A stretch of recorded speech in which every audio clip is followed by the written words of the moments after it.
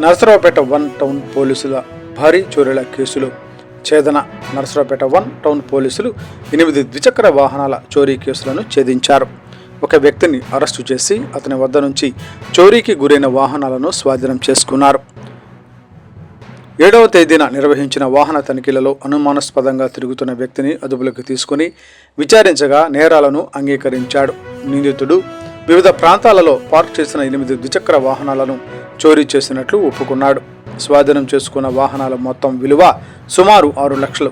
ఈ కేసులకు సంబంధించిన క్రైమ్ నంబర్లు 23/2026, 93/2026, 94/2026, 95/2026, 97/2026, 98/2026, 99/2026, 100/2026. పోలీసులు తెలిపిన సూచనలు: వాహనాలను ఎప్పుడు స్టీరింగ్ హ్యాండిల్ లాక్ చేసి పార్క్ చేయాలి. సాధ్యమైనంత వరకు సీసీ కెమెరాలు ఉన్న ప్రదేశాలలోనే వాహనాలను ఉంచాలి. అనుమానాస్పద వ్యక్తులు కనిపిస్తే వెంటనే డైల్ 112కు సమాచారం ఇవ్వాలి. ఈ కేసును ఛేదించిన నరసరావుపేట 1 టౌన్ పోలీసు బృందాన్ని డీఎస్పీ గారు అభినందించారు.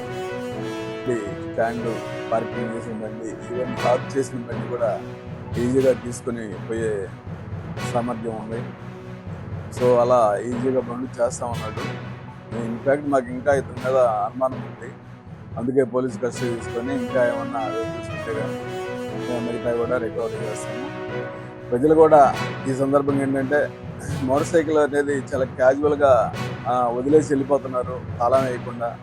బ్యాంక్ దగ్గర పోయినా లేకపోతే ఇంకొక ఎనీ కమర్షియల్ ఇది షాప్ దగ్గరికి వెళ్తున్నా కొంచెం లోపలికి పోయి 10 నిమిషాలు ఉండే పరిస్థితి ఉన్నప్పుడు ఖచ్చితంగా తాళం వేసుకొని కాస్త జాగ్రత్తగా బండి పార్కింగ్ చేసుకొని వెళ్లాల్సిన అవసరం ఉంది.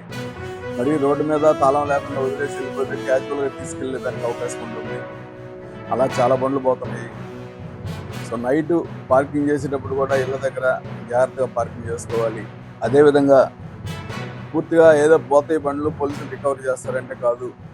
ప్రతి ఇంటి దగ్గర కూడా, ప్రతి షాప్ దగ్గర కూడా, ప్రతి ఇండస్ట్రీ దగ్గర కూడా సీసీ కెమెరాలు చాలా అవసరం ఉంది.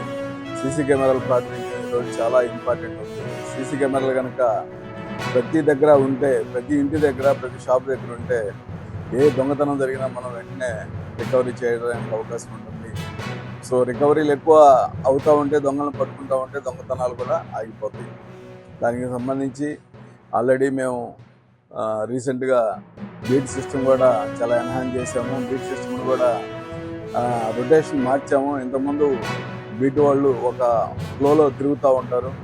ఇప్పుడు అట్లా కాకుండా ఒక బీట్లోనే ఎదురెదురు పడేటట్టు, ఫస్ట్ బీట్ వాళ్ళు, సెకండ్ బీట్ వాళ్ళు ఎదురెదురు పడేటట్టుగా ఒక పాయింట్ అట్లా ఆర్గనైజ్ చేసాము.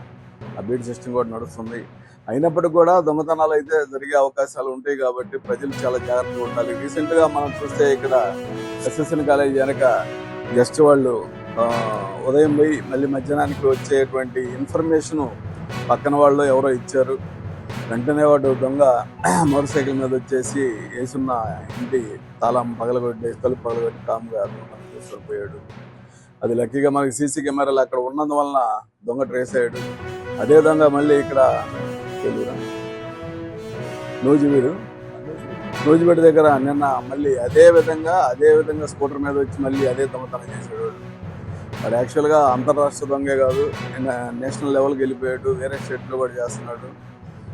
అతని కోసం ఒక టీం సపరేట్గా పనిచేస్తూ ఉంది. అతను కూడా త్వరలో పట్టుకుంటామని ఈ సందర్భంగా తెలియజేస్తూ, ఈ కేసులో వెంటనే అత్యంత స్పీడ్గా మోటార్ సైకిల్ రికవర్ చేసినటువంటి మా సిఏ గారికి, ఎస్ఐ గారికి, ఎస్పీ గారికి రివార్డ్స్ కోసం ప్రపోజ్ చేయడం జరుగుతుంది.